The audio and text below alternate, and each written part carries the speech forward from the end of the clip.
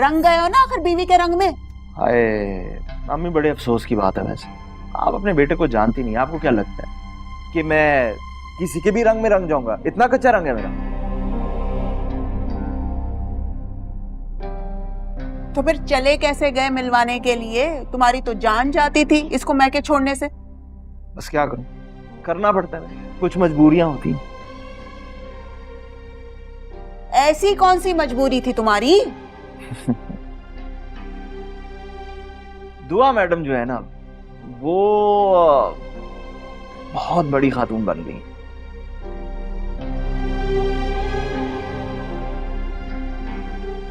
भाई मेरे बॉस की बेगम है।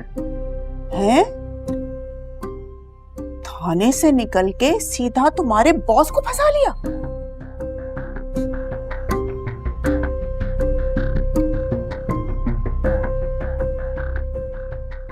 ऐसी लड़कियों में बहुत गट्स होते हैं अम्मी। ऐसे ही थोड़ी हर मर्द उनकी तारीफ के पीछे जमीन आसमान एक कर देता है।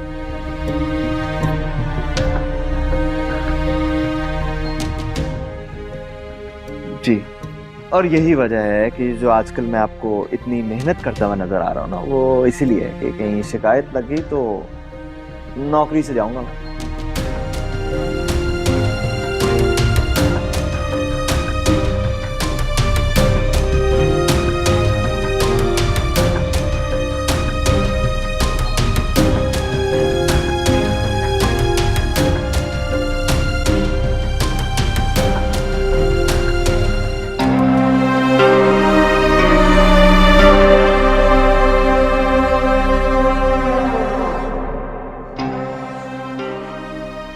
तुम वहाँ कैसे पहुंची, क्यों पहुंची, ये मैं नहीं जानता हूँ, जानना चाहता भी नहीं हूँ। लेकिन अगर तुम खुद कुछ बताना चाहो तो अलग बात है। एक बदजात पे भरोसा कर बैठी। इससे ज्यादा आपको बताने के लिए मेरे पास और कुछ नहीं। चाहती हो वो तुम्हारे पैरों में पड़े और माफिया मांगे? एक बार उसका नाम और शनाख्त बता दो मुझे, उसके बाद तुम जो चाहो सजा दे सकती हो उसे। नहीं, मैं माजी की किसी याद से कोई ताल्लुक नहीं रखना चाहती।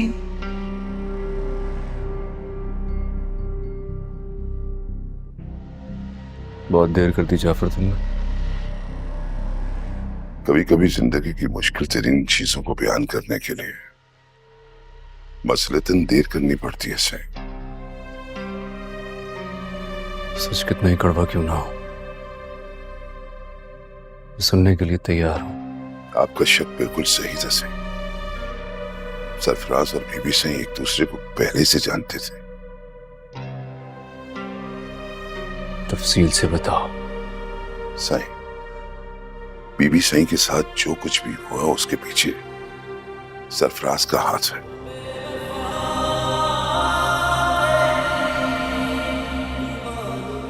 बीबी सही सरफराज से मोहब्बत करती थी।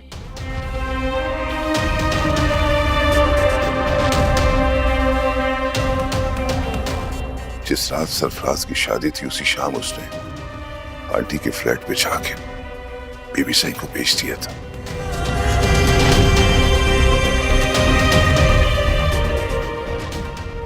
मैं दुआ कर रहा था कि मेरा शक सच साबित ना हो, लेकिन देखो। सही, आप अपने आप को संभालिए। मैं ठीक हूं जाफर। जिंदगी में पहली दफा दिल कर रहा था कि आपके साथ झूठ बोलूं, झूठी इंफॉर्मेशन दूं।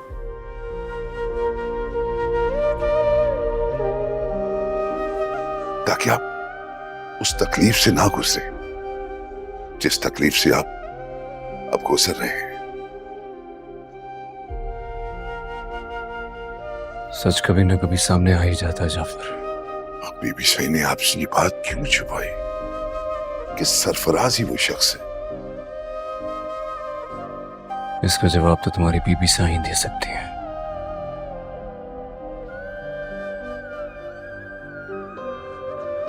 तुम जाओ जाफर। लेकिन सही, मैं ठीक हूं जाफर, तुम जाओ। जी सर।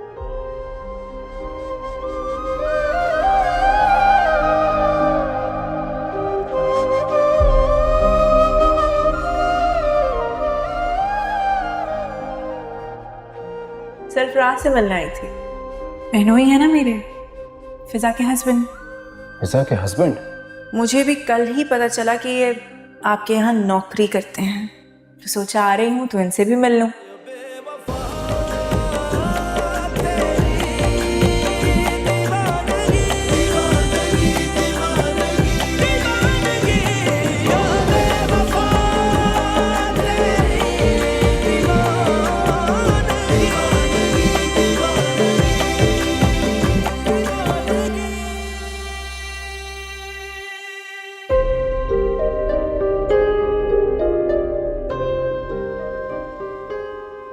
गजनवी का रात से कोई रिस्पांस नहीं आया।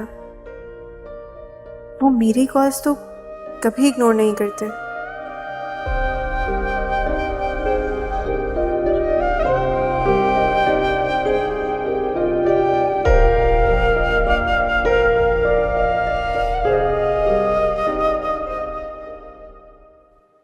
तो आ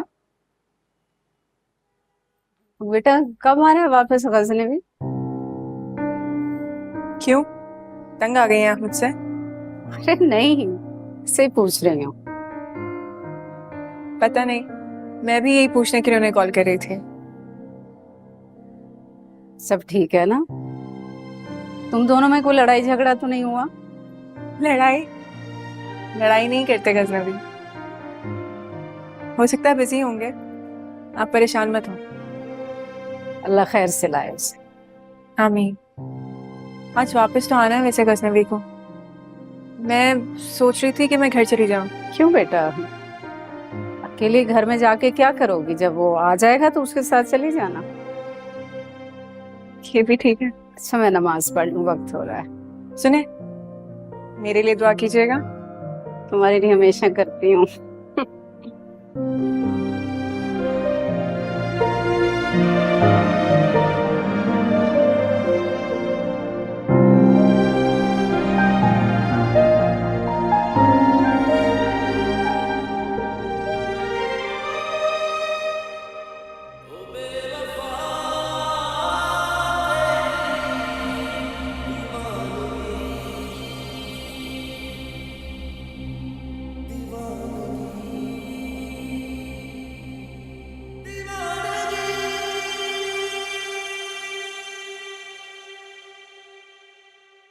वो सही, आज शाम वापसी की फ्लाइट है।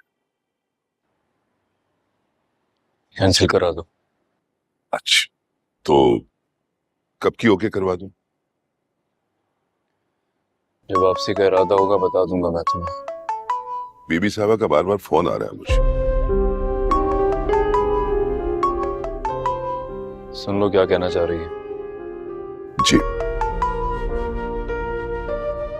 सलाम बीबी से। वालेकुम अस्सलाम। शुक्र है कि आपने फोन तो उठाया, वरना गजनवी तो कॉल ही नहीं पिक कर रहे। जी वो मीटिंग में है जी।